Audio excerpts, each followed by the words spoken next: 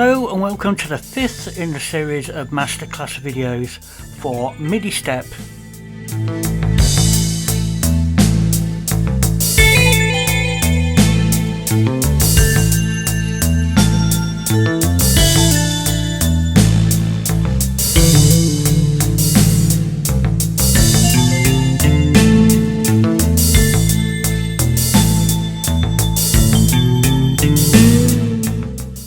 In this video we're going to go over some of the new additions in 1.05 as well as discuss some advanced topics like the new pitch bend lane.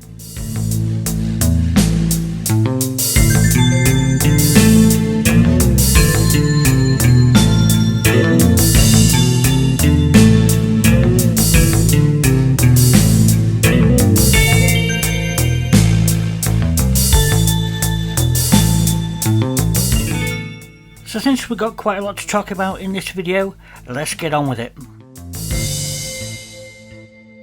So let's get started on what is probably the biggest feature of 1.05, which is the new pitch bend lane. Now since MIDI pitch bend is a MIDI function and not necessarily an internal function within MidiStep, the pitch bend lane is not in the sequencer tab. If you look down on the bottom right here, we've got two options, sequencer and modulation. Now anything that's internal to MidiStep, a MidiStep function, is generally in the sequencer tab. But if we click to the modulation tab now, you'll see the 8 modulation lanes and you'll see that we've added a pitch lane. And if I click that, you'll see the pitch parameters. Now I also want you to notice that in the modulation lane in the bottom right, you'll see that there's some new step options that appear here in place of the MIDI learn and ping. And those correspond to the currently selected step.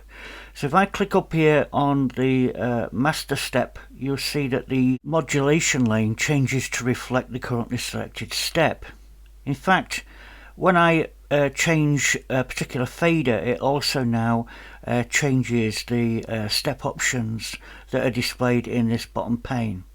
Now if we click on a step above the chord editor, you'll see that now we're displaying chord articulation. We can revert back by either selecting something from the master step or pressing the modulation tab or the pitch bend tab. And of course just changing a fader will revert back to displaying the step options for that fader. So now we know where the pitch bend lane is located, but before I explain all the things you can do with it, let's take a listen to a demo.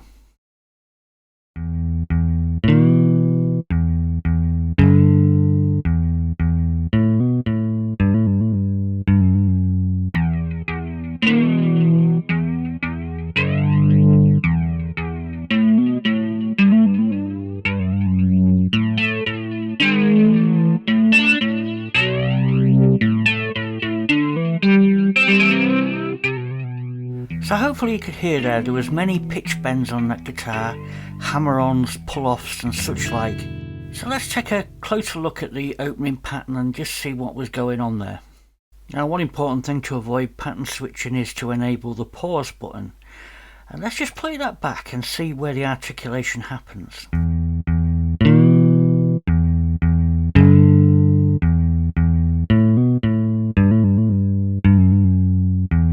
So as you could hear on step 3, there was a 2-note chord being played, and we were pitch shifting up to that note, which is reflected in this pitch lane here.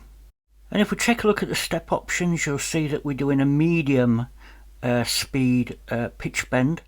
And for reference, a slow pitch bend would last a whole step. So a medium pitch bend is just half a step. A fast bend is a quarter step and so on. But let's change this to slow, which means the bend happens over the duration of a full step. And let's see if you can hear the difference.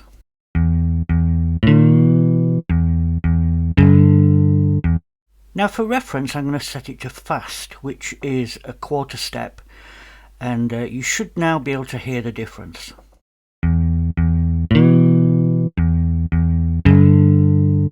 Now you'll notice there's a pitch bend on step 4, but this just maintains and holds the pitch bend for an extra note. If we put that back down and listen,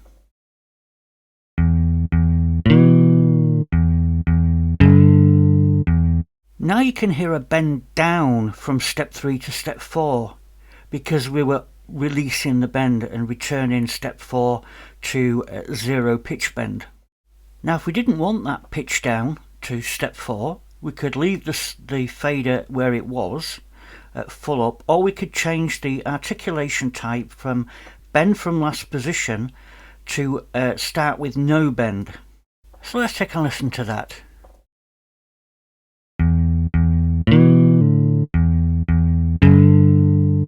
Now because step 4 is a tie, we continue in the pluck on step 3, and this results in something like a pull off on a guitar, so it goes from one note to another, but without re-triggering the note. Now if I return the fader at step position 4 back to full, which is 2 semitone shift, listen to what happens now. So what we hear is a bend up for step 3 and a bend up for step 4. And that's simply because we changed the pitch bend type to start with no bend rather than start from the last bend. So if I put that back to glide from last bend position, you'll see it just continues the bend from step 3. Now step 7 also has a chord, 2-note chord, just like step 3, although they're different notes. And again, step 11 I think contains a hammer on, which in guitar terms means you pluck a note and then tap your finger either 1 or 2 semitones above that note. So take a listen to that again.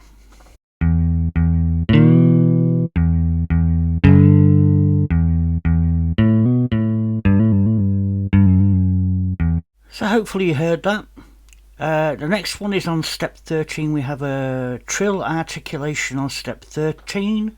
Step 14 is simply a tie, so it's an extension of step 13, and step 15 is an inverse trill. That's just a trill in reverse.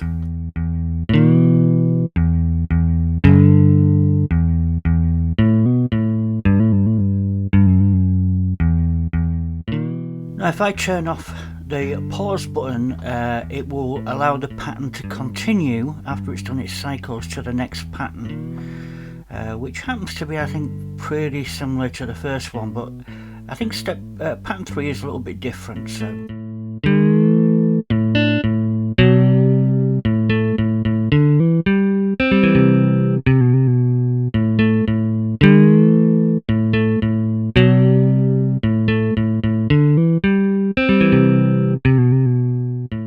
So as you can hear there, it's just a little bit more elaborate in terms of the chords played and the articulation on those chords.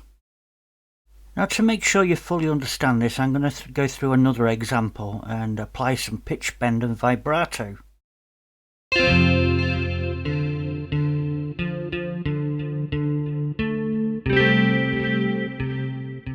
Now on the second pass of this pattern, I want you to listen to what happens between positions 7 and 8. Now I want to slide into step 8, I just don't want a distinct note change. And to do that, obviously we need to apply some articulation to that. And the defaults, I'm going to leave as slow and slide from last position, and I'm just going to slide up the pitch bend fader for position 8. Now although I've put that slider up full, it's the destination synth that's in charge of the range of the pitch bend, which is generally 2 semitones. Now as you can see from these note labels, we're wanting to bend from G to A. So what we need to do is put that slider down onto G, and then 2 semitones slide up will land us on A.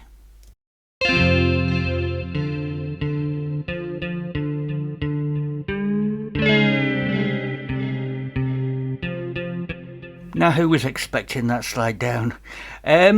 Me, because the pitch bend lane reverts back to 0 again. So we're effectively releasing the bend on step 8 and returning back down to step 9, the note on step 9. Now the bend into step 8 was a little slow, so I'm going to put that up fast.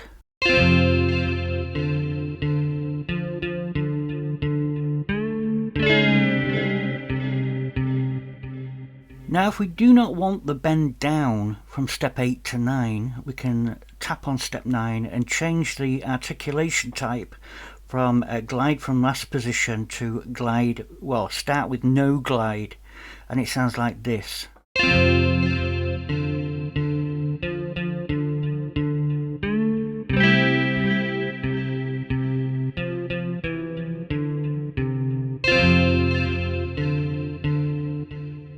So step 1 and step 2 are just an extended note with a tie.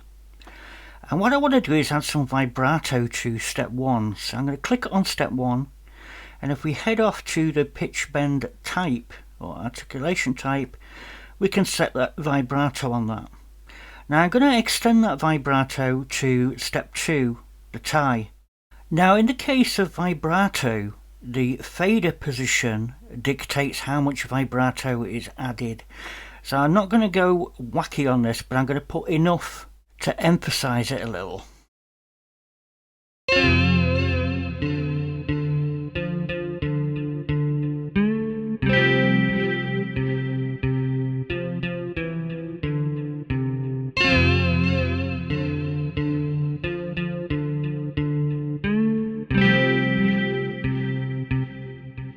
Now the chord on beat position 1 is in stark contrast to the plain chord that's played on beat 9.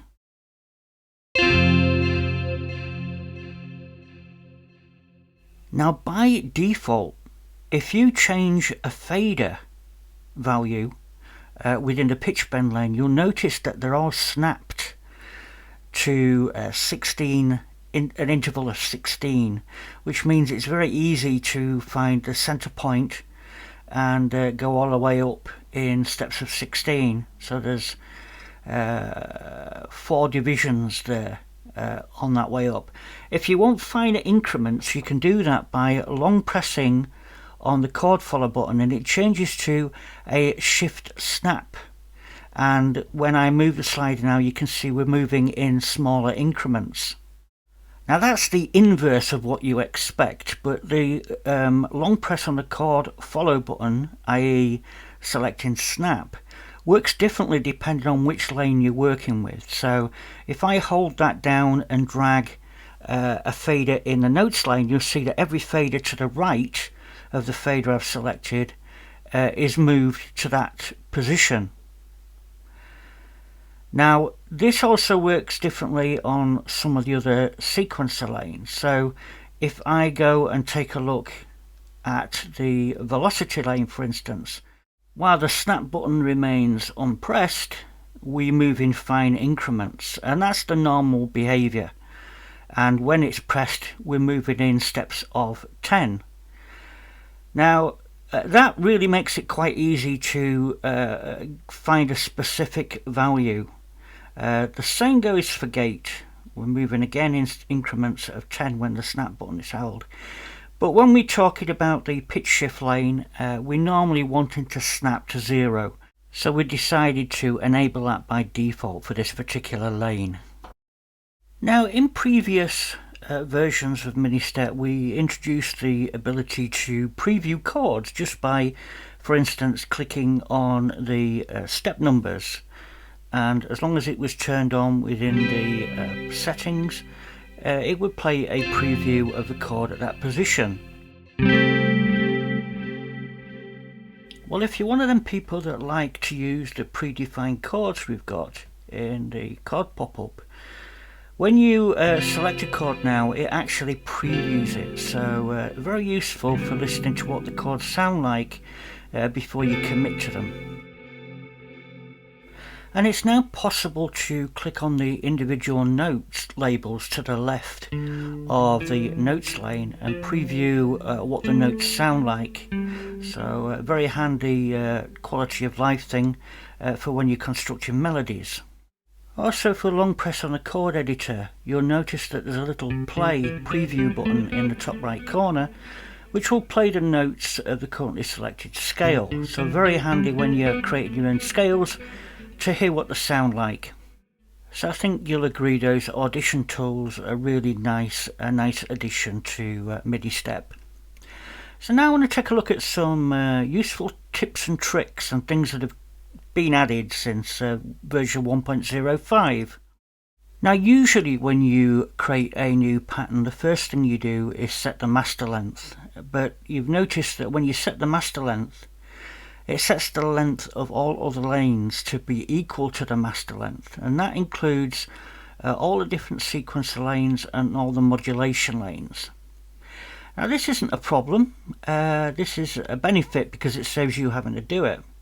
But there are times when you find yourself wanting to try a different master length and don't want the other lanes to change. And the best way to do that now is to hold down the Shift Snap button or the Follow Chord button and adjust the master length to the required setting.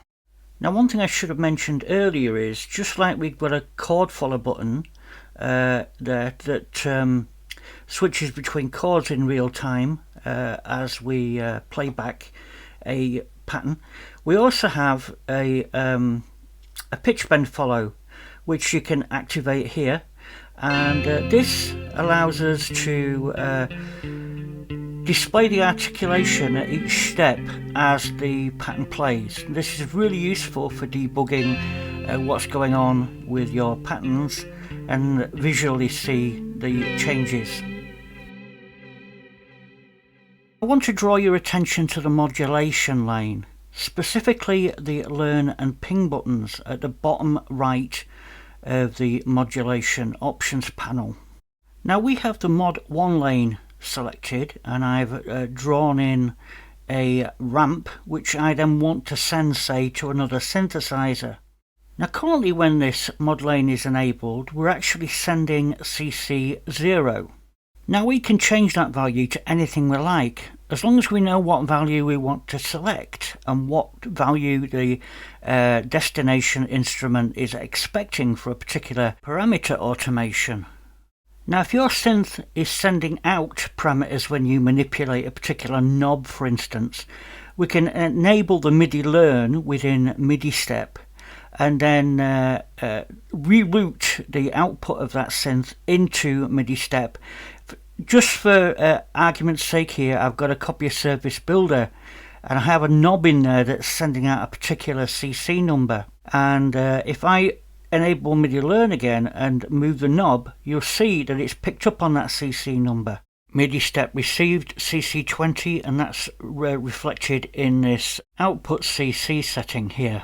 Now obviously this Surface Builder is just simulating another instrument, but if we take a look at the knob here, you'll see we're sending CC20. So when you engage the MIDI Learn button, it will stay active and flashing for a certain amount of time until it receives an input, in which case the input CC will be reflected in this output CC button here. Now supposing you've got a destination synth that has its own MIDI Learn, then we can simply change this output CC number here to something like CC30. And then if we enable the ping button, it will start sending that CC30 periodically once every second. So let's enable the ping and go off to, in this case, Sunrise synthesizer, and to turn on MIDI Learn within Sunrise and tap on the control that I want to assign the value to. Now we know MidiStep is sending CC30 because ping is enabled, but we're not receiving it, and that's probably just because we're not routed to pick up that MidiStep information that's been sent on that MIDI out port. So I've just routed that now, and the chances are that the ping stopped. So if I start the ping again, going again, so you can see, and then immediately look, you can see that that control in Sunriser synthesizer has now been assigned CC30, and we can now come out of MIDI learn mode in Sunriser. So if I now play back this sequence, you can hear it modulating the cutoff frequency in Sunriser synthesizer. So hopefully now you'll understand what those two buttons are there for and what they do. I don't think I've covered them in any previous video. So that concludes this video. Don't forget to thumb up this video if you want more, and don't forget to subscribe to the channel. I'll see you next time.